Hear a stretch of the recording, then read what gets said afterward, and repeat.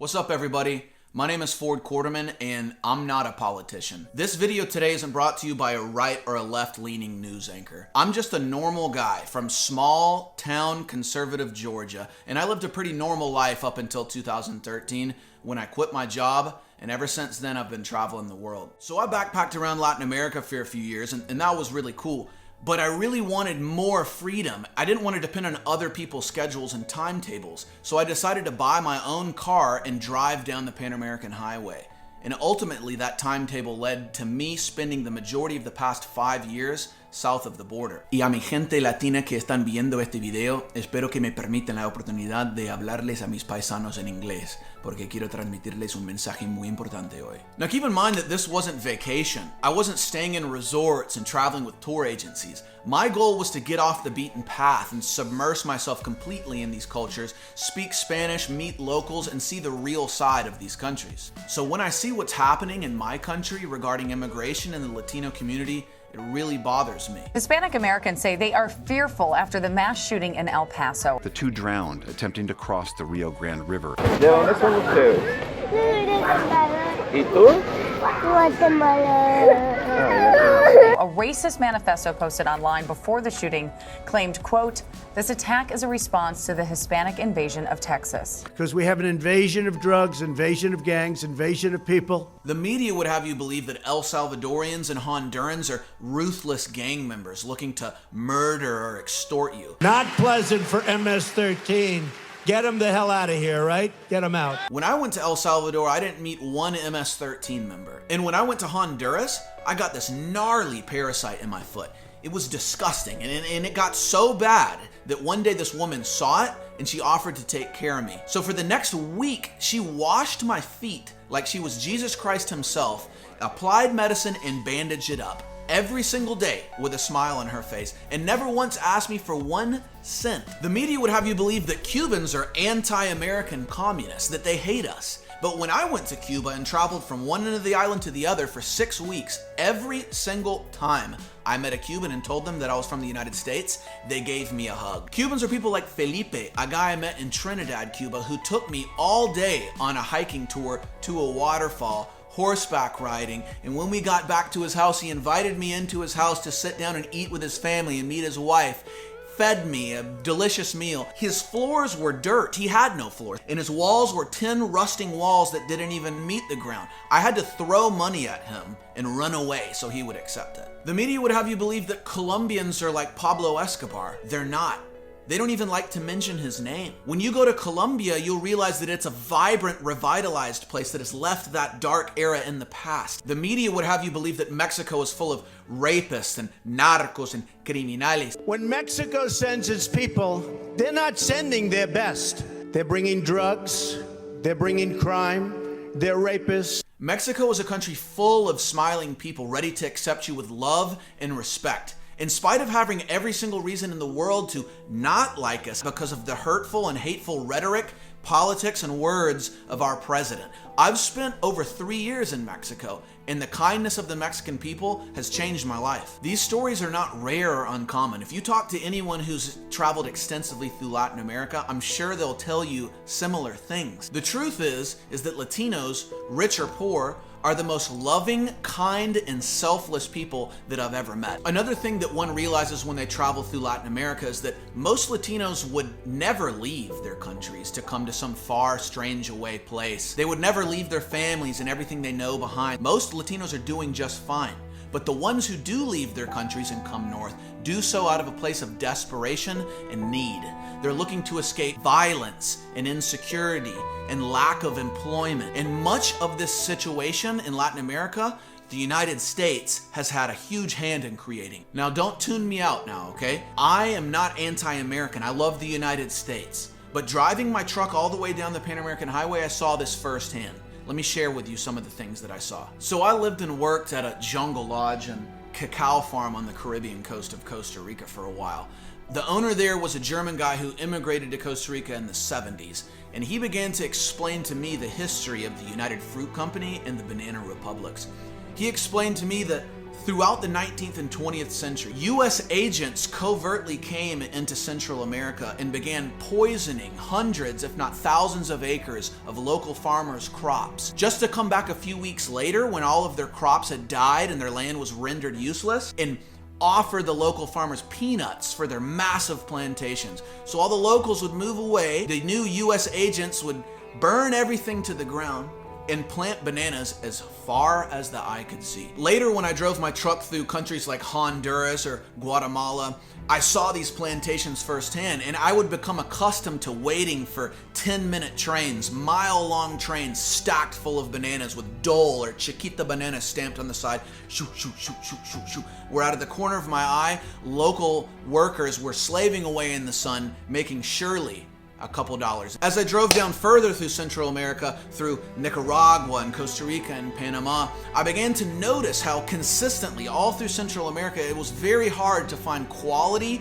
meat and cheese products in all the supermarkets. Despite these countries producing some of the best coffee beans on the planet, consistently restaurants gave me instant coffee mixed up with my breakfast. I began to realize it's because US multinational corporations own all of this land, and if we don't, then we pay top dollar to import it to the United States. We pay more than local consumers pay for their own products produced in their own countries to always ensure that we have the best products on our dinner tables. And locals in Central America very rarely reap the benefits of living in some of the most fertile countries on earth. The North American Free Trade Agreement, when it was passed in the 90s, did you know that literally millions of corn farmers all throughout Mexico lost their job because they could no longer compete? I've literally been to towns in Mexico that don't have clean drinking water, but they got ice cold Coca-Colas in every fridge. Our wealth has come at the expense of the poverty of millions of Latinos, and we've done little to help these countries with those problems. We like to blame Mexico and blame Colombia for our drug problem, but we're the ones buying it all. There can be no supply without demand. And speaking of supply and demand, who's the one supplying them with all of the guns? Us. MS-13, that gang was started in Los Angeles, and yeah, it was made up of El Salvadorian immigrants, but it's a total byproduct of US gun and gang culture. So then we just conveniently decide to export that problem back to another country, so it's their problem now. The reality of the matter is that we, the United States, in a huge way have created the instability all throughout Latin America that has led to this immigration crisis. And these people, they go through terrible, unspeakable things on their way north. They sacrifice so much to come here. So a few weeks ago, I asked my followers who were undocumented immigrants in the United States to share with me their stories. So I'd like to share a few of those briefly with you. This woman from Honduras was beaten up multiple times by her husband when she was pregnant. Her husband worked in the drug trade, and the cops actually protected him. After receiving multiple more death threats, she had to escape, not just to protect her own life, but to protect the life of her newborn son. So she looked for a better future and came north. Here's a man from Veracruz, Mexico, who came north and left his 2-year-old daughter, his 5-year-old son, and his wife behind because they could not put food on the table. And he says that the hardest thing in his life is to be apart from the people that he loves, but he gives thanks to God that he has a job that allows him to provide for them, and he's been able to see his kids grow up from afar and give them the education and opportunities that he never had. This woman and her Honduran husband originally immigrated to the United States to escape crime and rampant kidnapping. And when they were here, her husband was arrested and falsely charged with drug possession so the authorities could conveniently deport him back. But he had to be with his wife, so he crossed again. And when he did, he waited for 10 days in the desert, in the shade of a tree. With 4 other people, they had 1 can of tuna to share and a few tortillas and a little bit of water. But somehow, they waited 10 days until the coyote came to show them the way. This young girl left her entire family to immigrate to the United States. She swam across the Rio Grande because she wanted to continue her studies and help her mom out because her father died.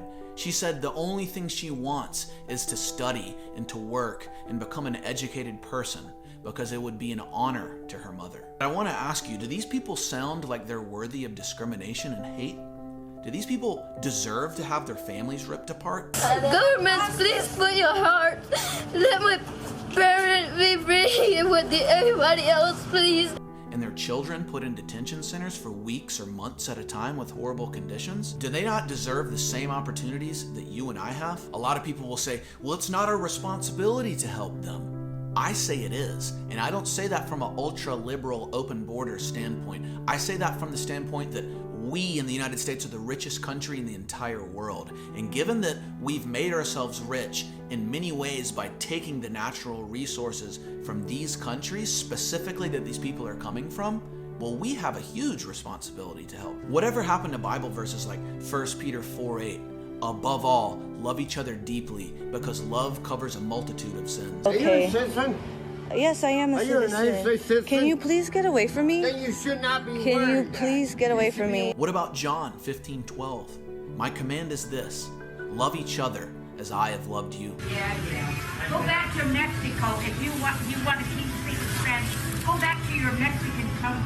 Remember Matthew 25:40? Truly I tell you, whatever you did for one of the least of these brothers or sisters of mine, you did for me. I don't know why you hate us. Why do you hate us? Because we're Mexicans? People are scared, right? And fear can be blinding.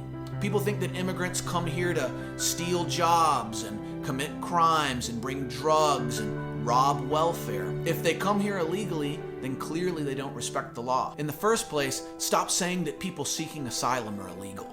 It's not illegal. It's legal to come here and ask and apply for asylum. The claim that immigrants steal jobs is also misleading. Immigrants do the jobs that citizens won't do. The next time you're in a restaurant, try walking back in the kitchen and telling me if the guy washing dishes back there is a white guy. Our economy needs the immigrant workforce. Industries like farming and construction would collapse overnight. In fact, over half of all hired farmhands in the United States are undocumented immigrants. Do you guys know how many billions of dollars of crops just rot away in the sun on farms all over the United States simply because there's not enough people hired to harvest them? This is labour mostly done by Mexican immigrants. Farmers say many Americans don't want this kind of work, and that a decade of heightened border security and visa bureaucracy has cut into immigrant recruitment.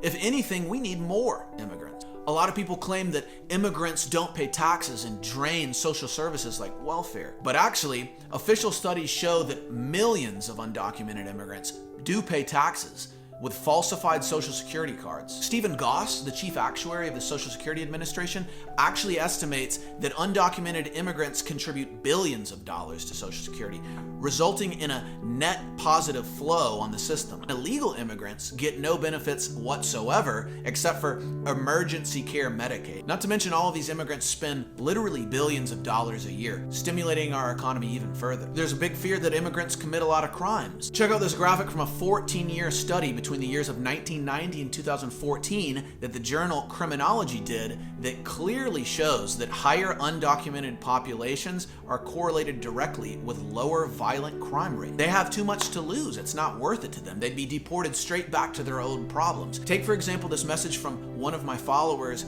who says even something as simple and basic and minor as a speeding ticket, undocumented people are scared of and they're trying to avoid. They would lose everything.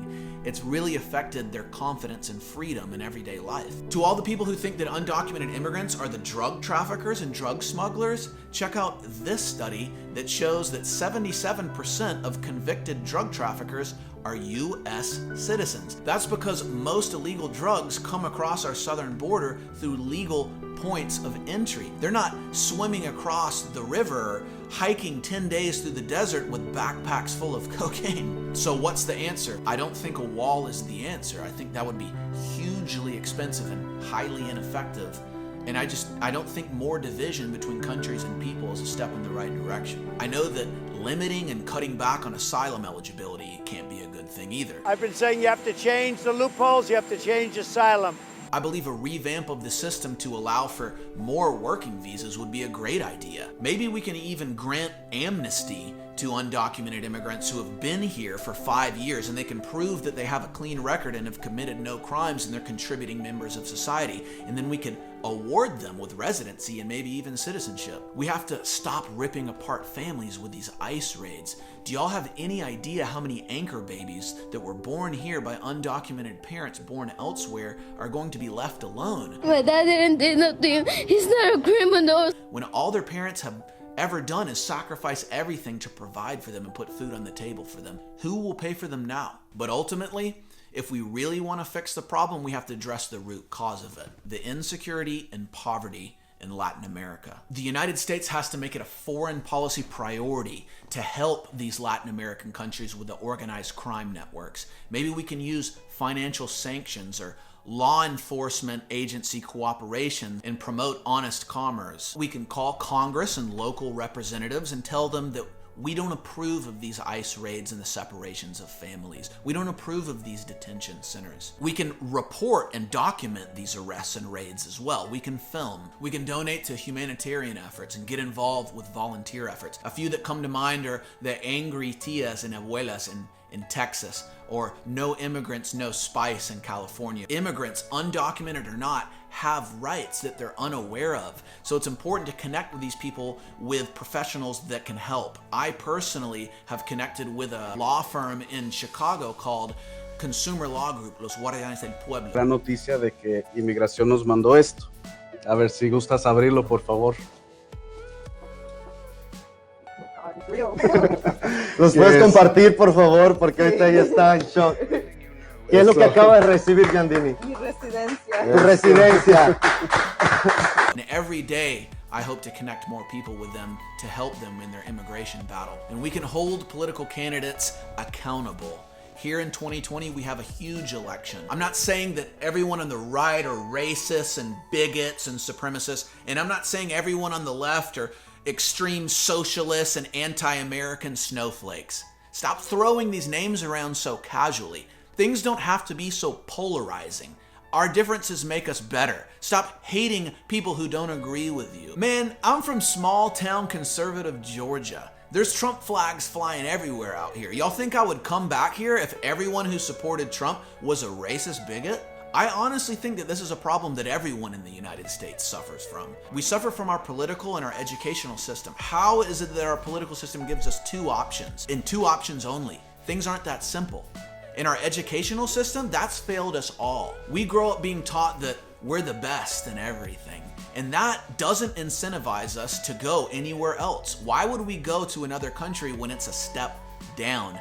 Do y'all know what revisionism is? Revisionism is when the winners rewrite history. They only teach us about the good deeds that our country has done all throughout the world, when in reality, there's a lot of bad. Look, it's good to be patriotic, but not when that patriotism blinds you to flaws. Stop putting your allegiance to the flag over morality and empathy. The Cold War is over. It's not a us versus them world anymore. And stop referring to immigrants as them. They're not others. They're humans that deserve every single bit of comfort, happiness, and well-being that we deserve. Let's make America great again. Absolutely. But all of America.